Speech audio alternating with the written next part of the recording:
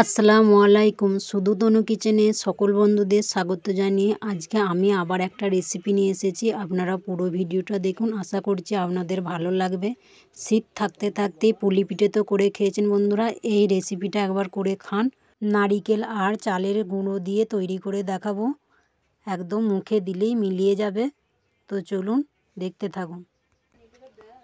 প্রথমে আমি কড়া নিয়েছি, নারিকেলের পুর বানিয়ে নেব।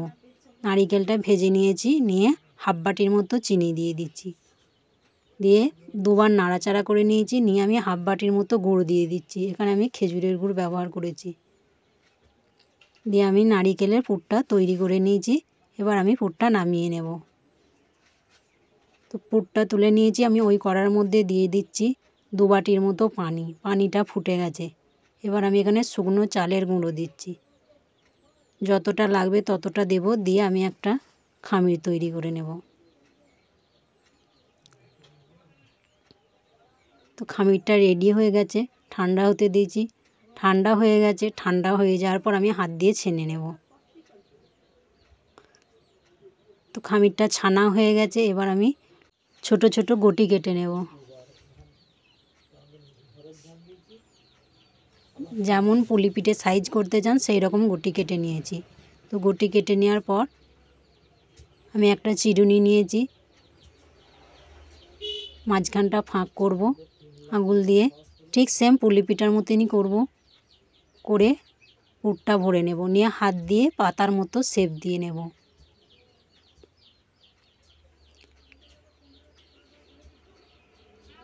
চেপে চেপে শেপ দিয়ে নেওয়ার পর আমি চিরুনিটা নিয়ে ডিজাইন করে নিচ্ছি।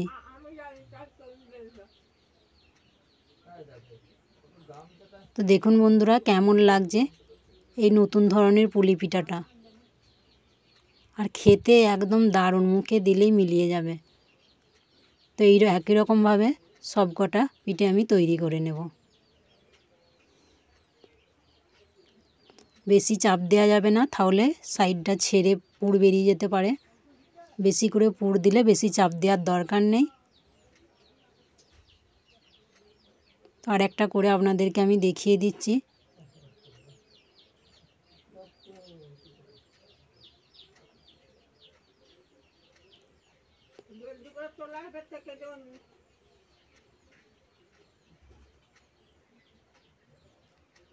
তো সব কটা পুলি পিঠা আমার তৈরি হয়ে গেছে।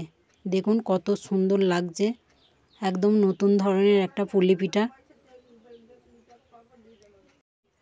তো যে সকল বন্ধুরা এখনও পর্যন্ত আমার ভিডিওটা দেখছেন তাদেরকে জানাই অসংখ্য ধন্যবাদ, অনেক ভালোবাসা। আমার চ্যানেলে নতুন হলে চ্যানেলটি সাবস্ক্রাইব করে পাশে থাকবেন। আর ভিডিওটা যদি আজকের ভালো লাগে আপনাদের, তো অবশ্যই লাইক, কমেন্ট এবং বন্ধুদের কাছে আমার ভিডিওটা শেয়ার করবেন। তো প্রত্যেকটা পিঠে আমার তৈরি হয়ে গেছে, দেখিয়ে দিলাম। এবার আমি এখানে সেদ্ধ করে নেব। সেই জন্যে 500 মতো দুধ নিয়েছি, দুধটা ফুটে গেছে। এবার আমি খেজুরের গুড় দিচ্ছি, স্বাদ অনুযায়ী খেজুরের গুড় দেব। যে যেমন মিষ্টি পছন্দ করে সে তেমন দেবে। তো খেজুরের গুড়টা দিয়ে আমি নাড়িয়ে নিচ্ছি, নিয়ে দুধটাকে ফুটিয়ে নেব।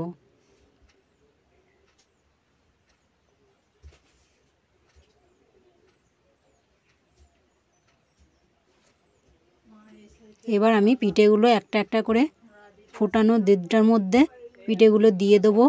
তবে আপনারা পুলি পিঠা তৈরি করে দেখবেন, খুব সুন্দর।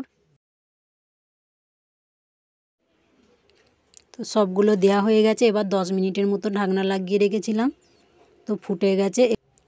এবার আমি একবার নাড়াচাড়া করে দেবো। তো এখনই একদম মোমের মতো গলে যাচ্ছে বন্ধুরা। পিঠেটা হাত দিলে একদম নরম হয়ে যাবে। যখন দেখবে একদম নরম তুলোর মতো হয়ে গেছে, তখন আমি নামিয়ে নেব। তো নামিয়ে নিয়েছি। তো দেখুন কত সুন্দর হয়েছে। তো বন্ধুরা আজকের এই রেসিপিটা কেমন লাগলো কমেন্ট করে অবশ্যই জানাবেন। আবার অন্য কোনো দিন অন্য কোনো রেসিপি নিয়ে আসব আপনাদের কাছে। আপনারা সকলেই ভালো থাকবেন, সুস্থ থাকবে। তো চলুন এখানেই ভিডিওটা আমি শেষ করছি।